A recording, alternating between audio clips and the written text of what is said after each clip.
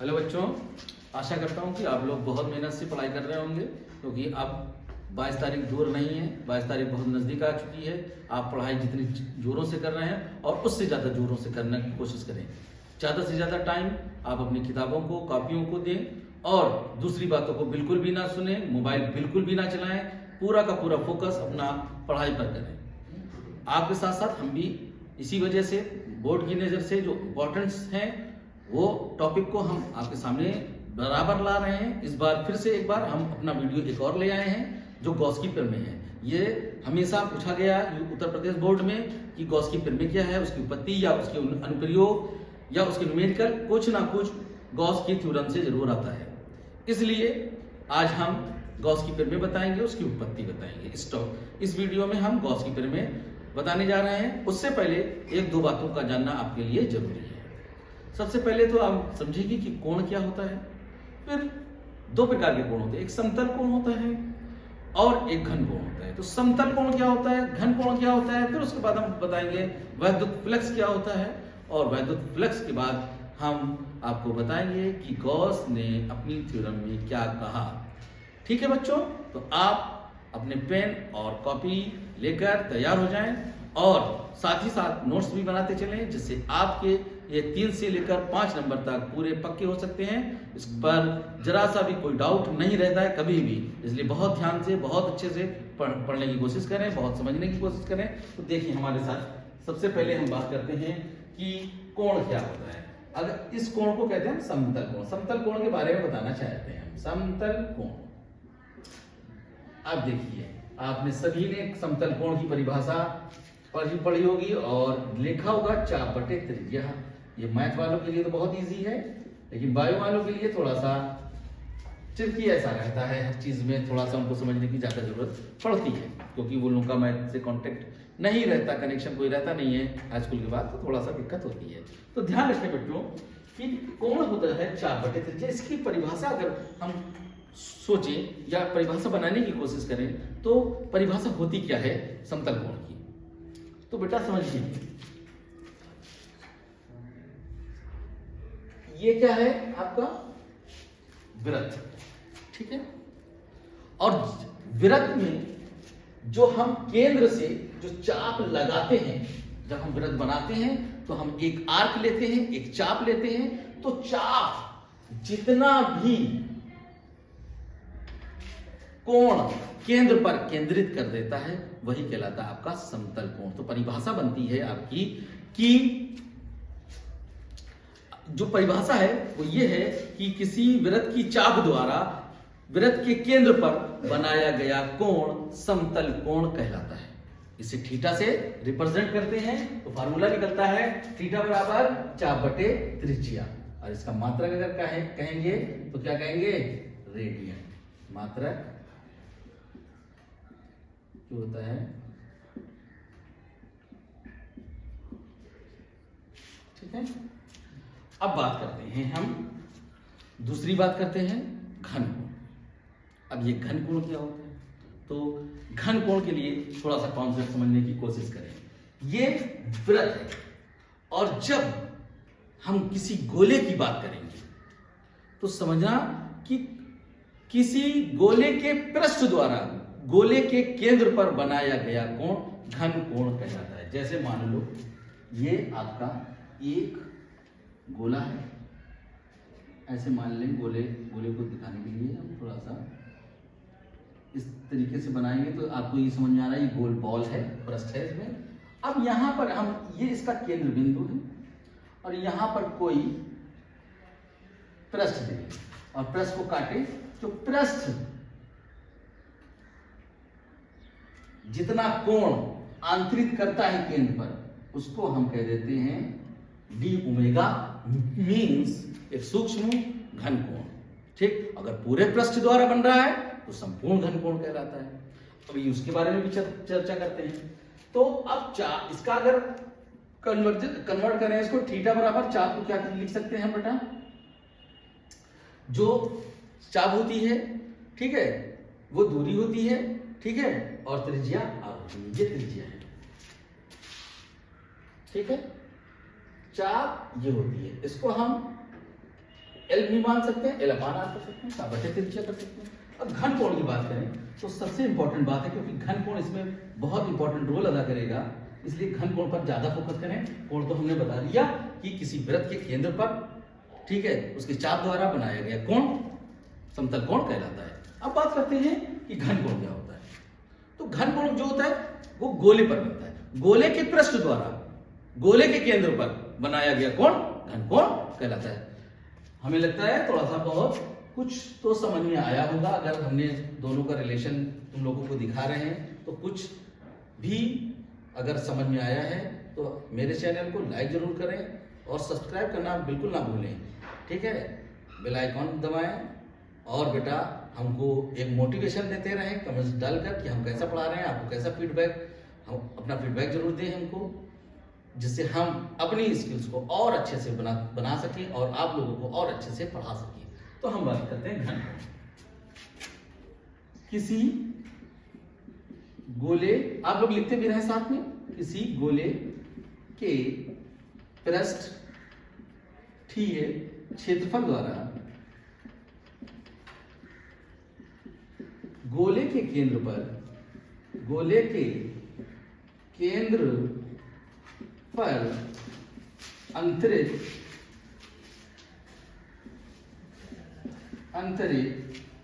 कोण घन कोण कहलाता है, घन कोण कहलाता है। इसे ओमेगा से प्रदर्शित करते हैं,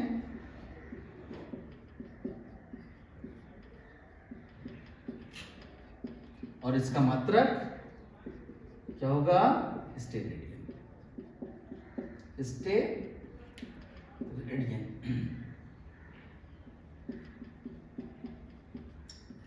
ठीक है। अच्छा, एक चीज और, अगर कहा जाए कि गोले का संपूर्ण कोण कितना, घन कोण कितना होता है, अगर गोले का संपूर्ण घन कोण पूछा जाए तो आप ध्यान रखें, गोले का संपूर्ण घन कोण, अच्छा पहले हम इसका फार्मूला बताएंगे, फिर उसके बाद घन कोण पूरा बताएंगे। तो इसका पहले निकालें, घन कोण बराबर होता है बेटा पृष्ठीय क्षेत्रफल बटे त्रिज्या का स्क्वायर। मान लो ये पृष्ठीय क्षेत्रफल इसका dA है और R ये है, ये R तो ये भी R, तो क्या लिख देंगे, dA अपान R स्क्वायर, ये आपका d ओमेगा बन गया। अब बच्चों आप लोगों ने लिख लिया हो तो इसका स्क्रीनशॉट ले लें।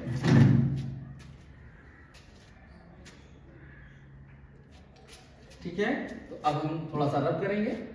अब देखते हैं कि इसकी बात करते हैं कि संपूर्ण कोण कितना होगा। अब आप जानते हैं कि संपूर्ण कोण बनाने के लिए अगर इसी फार्मूले में रखें तो संपूर्ण कोण को लिखेंगे ओमेगा से, और पृष्ठीय क्षेत्रफल कितना होता है, गोले का पृष्ठीय क्षेत्रफल होता है बेटा 4 पाई r स्क्वायर। क्या होता है, 4 पाई r स्क्वायर। अपान त्रिज्या कितनी होती है, r स्क्वायर से r स्क्वायर कट गया, ओमेगा अपान 4 पाई स्टेरेडियन।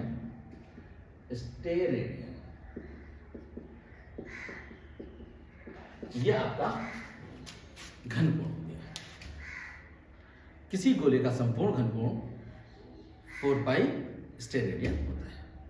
अब बात करते हैं बेटा कि वैद्युत फ्लक्स क्या होता है। अब मेन टॉपिक आता है आपका वैद्युत फ्लक्स। आपने पिछले वीडियो में देखा होगा जब हमने वैद्युत क्षेत्र की भी तीव्रता के बारे में बात करी थी, तो वैद्युत क्षेत्र के बारे में बात करी।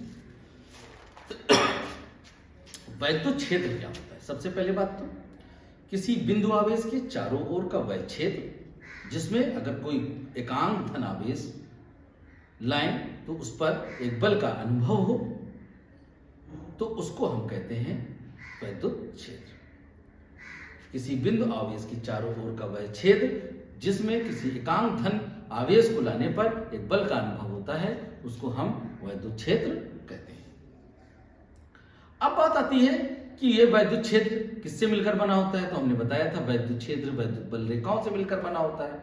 और वैद्युत बल रेखाओं की दिशा क्या होती है, तो हमने बताया था प्लस आवेश से माइनस आवेश की ओर होती है। ये सब हमने बताया था। अब बात करते हैं कि अगर वैद्युत क्षेत्र पता है तो वैद्युत फ्लक्स क्या होता है। सपोज करते हैं, पहले हम आराम से समझाने की कोशिश करेंगे। ये मान लीजिए वैद्युत बल रेखाएं हैं जो बोर्ड में लेफ्ट से राइट की तरफ जा रहे हैं। ये सब की सब वैद्युत बल रेखाएं हैं। और जब सब वैद्युत बल रेखाएं सीधी जा रही हैं तो हम ये कह रहे हैं कि ये वैद्युत बल रेखाएं क्या बनाती हैं, वैद्युत क्षेत्र बनाती हैं। इसका मतलब वैद्युत क्षेत्र की दिशा ये है। ठीक, जब हम इसके बीच में एक यूं मान लो कि एक पृष्ठ ले आए, एक पृष्ठ ले आए और ऐसे खड़ा कर दी, तो जितनी भी बल रेखाएं इस पृष्ठ से गुजरेंगी वो बल रेखाएं जो पृष्ठ के अंदर से गुजर रही हैं वो पृष्ठ रेखाएं कहलाती हैं वैद्युत फ्लक्स। सारी बल रेखाएं तो वैद्युत क्षेत्र है, लेकिन जो बल रेखाएं पृष्ठ से गुजर रही हैं वो केवल क्या कहलाती हैं, वैद्युत फ्लक्स कहलाती हैं। अब बात आती है कि वैद्युत अपृष्ठ माने कैसे। तो वैद्युत बल रेखाएं एक काल्पनिक रेखाएं हैं, तो हम एक पृष्ठ जो मानेंगे वो हम एक काल्पनिक पृष्ठ मानेंगे। मान लो एक काल्पनिक पृष्ठ ये रखा हुआ है आपका,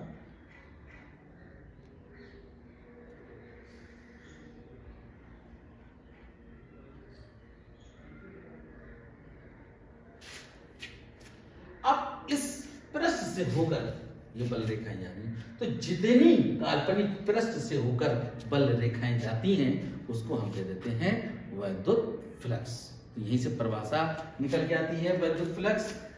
वैद्युत फ्लक्स की परिभाषा निकल कर आती है, तो वैद्युत फ्लक्स होता क्या है, किसी बंद काल्पनिक पृष्ठ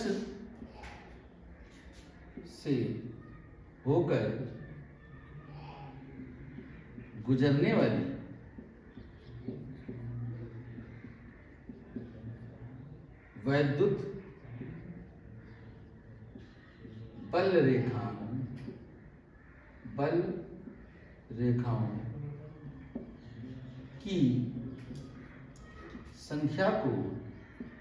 बल रेखाओं की संख्या को वैद्युत फ्लक्स कहते हैं। वैद्युत फ्लक्स कहते हैं किसी बंद काल्पनिक पृष्ठ से होकर गुजरने वाली वैद्युत बल रेखाओं की संख्या को वैद्युत फ्लक्स कहते हैं। इसे प्रदर्शित किससे करते हैं, तो इसे फाई ई से प्रदर्शित करते हैं।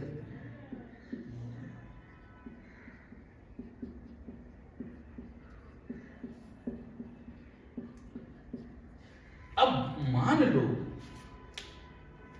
कि ये पूरा काल्पनिक पृष्ठ है, इसमें हमने छोटा सा एक अवयव मान लिया, डीए ले लिया। क्या ले लिया बेटा, डीए। और वैद्युत बल रेखाओं की भी दिशा अगर हम कहें तो ये जो है इसका जो पृष्ठ का पृष्ठ रखा है वो यूं रखा है, काल्पनिक पृष्ठ है, उसकी दिशा डीए ये है। और वैद्युत बल रेखाओं की संख्या, वैद्युत जो फ्लक्स है, वैद्युत बल रेखाओं की जो दिशा है वो ये है। तो इनके बीच में कोण कितना है, थीटा। अब हम मान लें कि एक पृष्ठ अवयव डीए है, ठीक है, उससे निकलने वाली मान लो ये निकल रही है रेखा,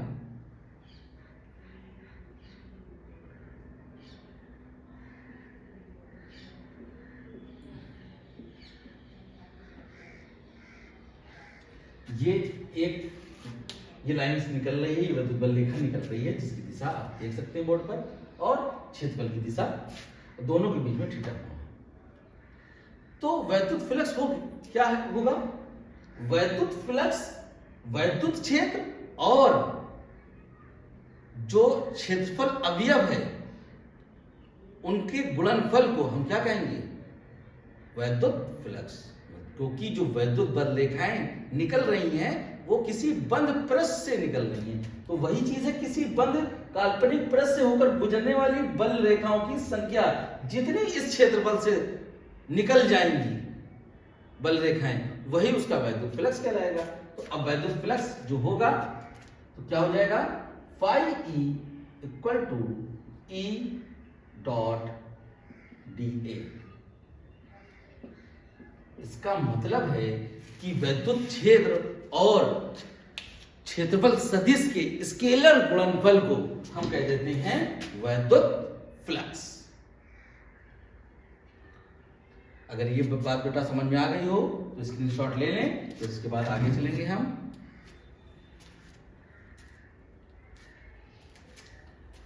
अब बात आती है कि वैद्युत फ्लक्स पाई ई बराबर ईडीए होता है। तो अगर हम बात करते हैं आगे की, तो ये फाई आपने मालूम होगा जब स्केलर गुणन होता है तो उन दोनों के बीच में क्या आ जाता है? EDA cos theta. क्या आ जाता है बेटा? Cos theta. अब बात करते हैं, ये तो वैद्युत फ्लक्स की बात हो गई। अब हम बात करेंगे गॉस की प्रमेय की। गॉस की प्रमेय ने क्या कहा?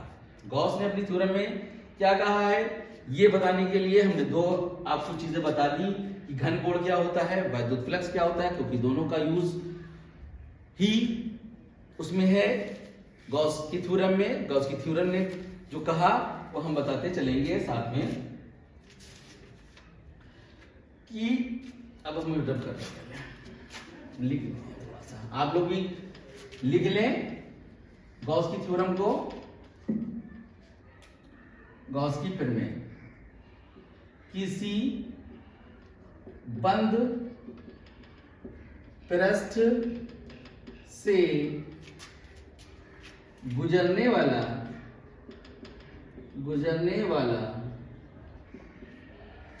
वैद्युत फ्लक्स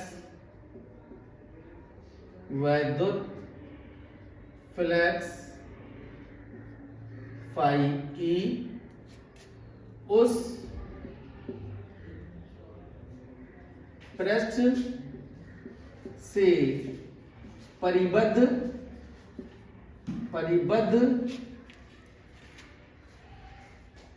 नेट आवेश Q के 1/ε0 गुना होता है।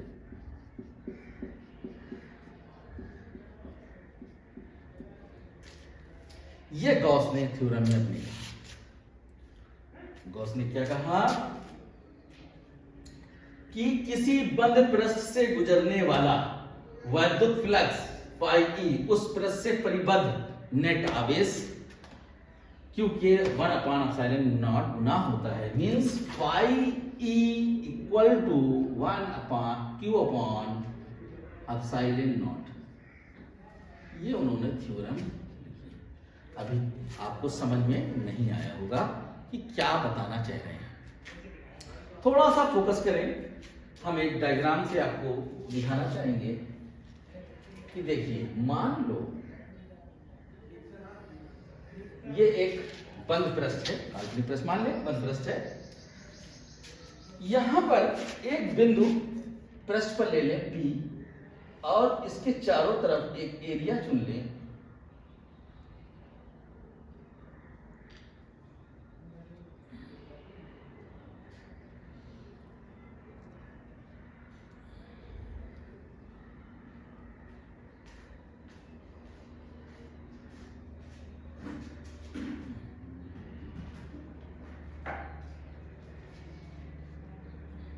ये बिंदु है P और इसकी केंद्र से दूरी r मान लो, और इसका जो क्षेत्रफल पृष्ठीय क्षेत्रफल है वो कोण बना रहा है d ओमेगा, और इसका क्षेत्रफल जो है वो अभिलंबवत होता है ये, और वैद्युत क्षेत्र की तीव्रता ये E, और ये क्षेत्रफल सदिश है इसका। अब समझिएगा उन्होंने क्या कहा, क्या चीज है। उन्होंने एक पृष्ठ लिया, इसमें कोई आवेश है प्लस Q,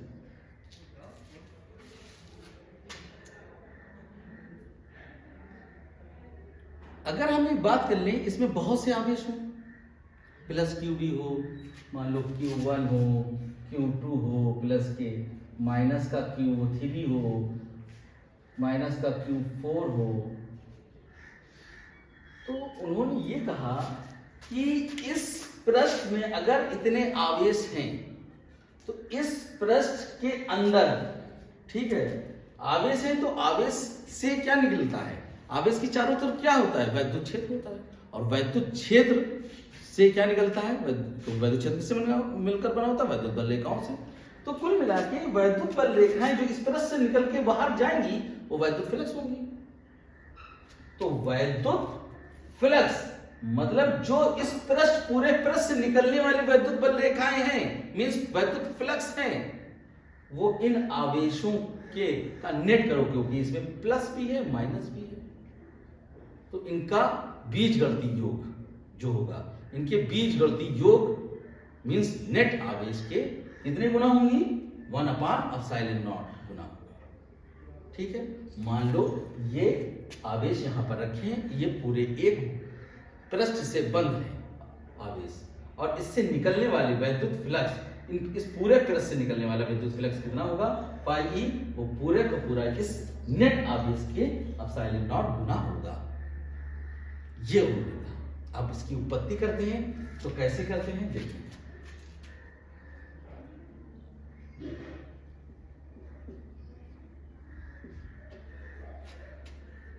तो माना एक बिंदु P है, माना, अब एक आवेश की बात करेंगे, यहां पर ज्यादा आवेश नहीं ले रहे हैं, माना एक बिंदु आवेश Q पृष्ठ के भीतर O पर स्थित है।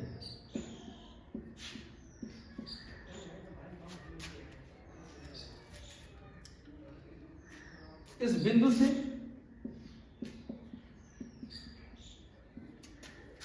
R मीटर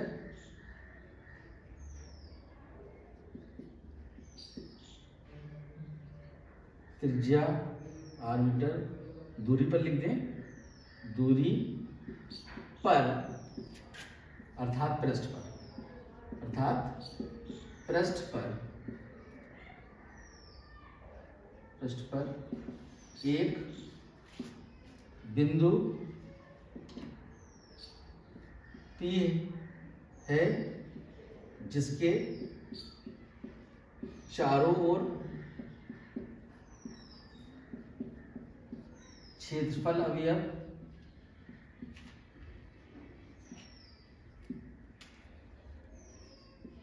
dA है। अब बात करते हैं इस क्षेत्रफल अवयव की दिशा, इस क्षेत्रफल अवयव की दिशा ये O है,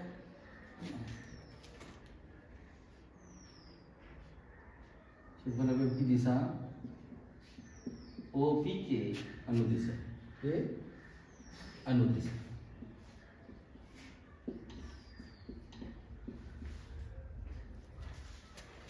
ठीक है, अब बात करते हैं। आप जानते हो कि इस क्षेत्रफल अवयव से निकलने वाला, अभी हम एक छोटा सा सूक्ष्म अवयव ले रहे हैं, जिससे जो प्रश्न से निकलेगा, जो वैद्युत फ्लक्स निकलेगा इस छोटे, अभी पूरे से नहीं ले रहे हैं, अभी एक सूक्ष्म अवयव हमने ले रखा है, इस पूरे गोला, इस पूरी आकृति से एक छोटा सा अवयव हमने काट लिया और उस अवयव से हम वैद्युत फ्लक्स को गुजार रहे हैं, विद्युत बल रेखाओं की संख्या लेकर जा रहे हैं कि हम देख रहे हैं कि वैद्युत फ्लक्स क्या होगा यहाँ पर। तो यहाँ पर हम वैद्युत फ्लक्स निकालना चाहेंगे, तो देखें तो फाई आप जानते हैं, D phi E equal to E dot D A. मेरे बोर्ड में जगह नहीं है बेटा, थोड़ा सा आप स्क्रीनशॉट ले लें।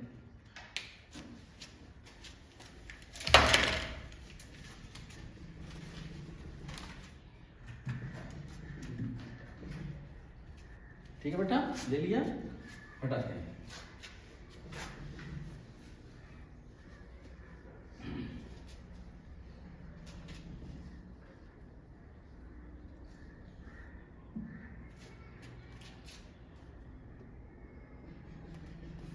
D phi E equal to E D A cos theta.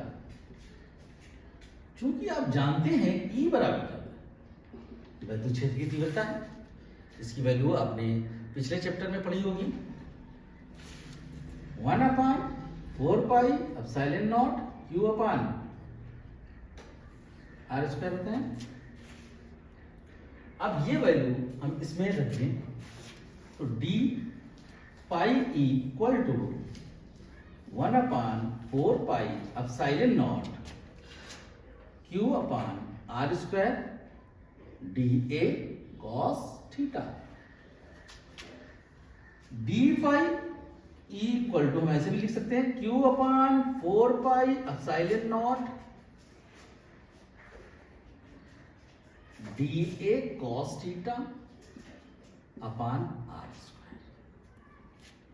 अब देखिए बेटा, आप ये जानते हैं कि पृष्ठीय क्षेत्रफल बटे त्रिज्या का स्क्वायर आपका होता है घनकोण। अभी हमने घनकोण बताया था सूत्र में। ये चीज जो होती है, ये क्या होता है, डी ओमेगा होता है कि नहीं होता है, क्योंकि आप जानते हैं D A upon R square equal to D omega. और कॉस थीटा, जब हम बात करते हैं क्षेत्रफल ओपी के अनुदिश है, तो क्षेत्रफल जो कॉस थीटा है वो 0 है, कॉस वैल्यू 0। क्षेत्रफल जो सदिश है वो पृष्ठीय क्षेत्रफल के अनुदिश होता है, पृष्ठीय क्षेत्रफल के अनुदिश। और जब पृष्ठीय क्षेत्रफल के अनुदिश है एक ही दिशा में, तो थीटा कितना बनेगा बेटा, cos 0। और cos 0 की वैल्यू कितनी होती है यहाँ पे 1। तो D phi E equal to बन गया q upon 4 epsilon not D omega. अब ये तो एक क्षेत्रफल सदिश के कारण, एक छोटे से क्षेत्रफल के कारण, एक क्षेत्रफल अवयव है, ये क्षेत्रफल अवयव के कारण ये तुमको वैद्युत फ्लक्स मिला। अब बात आती है संपूर्ण पृष्ठ के लिए, तो हम क्या लिखेंगे यहां पर, संपूर्ण पृष्ठ के लिए। तो संपूर्ण पृष्ठ के लिए करेंगे तो ये छोटे छोटे क्षेत्रफल अवयव जुड़ते चले जाएंगे तब संपूर्ण बनेगा। तो छोटे छोटे अवयवों को जोड़ना क्या कहलाएगा, समाकलन कहलाएगा। क्या करना, फिजिक्स में हम करते हैं समाकलन। तो अब संपूर्ण पृष्ठ के लिए निकालेंगे तो हम इसका क्या करते हैं, समाकलन करते हैं। तो समाकलन करेंगे तो पाई ई बना और समाकलन में आया Q upon 4 epsilon not D. देखिए बेटा, जिसका समाकलन करते हैं, क्योंकि हम समाकलन किसका कर रहे हैं, डी किसके आगे लगा है, घनकोण के आगे। क्योंकि क्यू आवेश तो नियत वैल्यू हो गई, 4 एप्सिलॉन नॉट नियत वैल्यू है, नियतांक है, तो उसका समाकलन नहीं होगा, ये समाकलन से बाहर आ जाएगा। तो क्या लिखेंगे हम यहां पर, phi E equal to Q upon 4 epsilon not D omega. अब जानते हैं कि किसी भी गोलाकार आकृति के लिए, गोले के लिए संपूर्ण घनकोण कितना होता है, आपको ये भी निकलवाया, तो 4 पाई होता है। जब इसका समाकलन करेंगे डी ओमेगा का समाकलन करेंगे तो गोले का समाकलन करने पर, गोले के घनकोण का समाकलन करने पर संपूर्ण कोण निकलेगा। वो संपूर्ण कोण जो होता है वो कितना होता है बेटा, फाई ई बराबर q upon 4 pi epsilon naught into घनकोण का फार्मूला क्या हो जाएगा बेटा, 4 पाई, पूरा 4 पाई होता है कि नहीं होता है, अभी निकलवाया था घनकोण, 4 पाई से 4 पाई कैंसिल, तो फाई ई इक्वल टू आया क्यू अपान एप्सिलॉन नॉट। ये आपकी गॉस की थ्योरम की उत्पत्ति हो गई पूरी।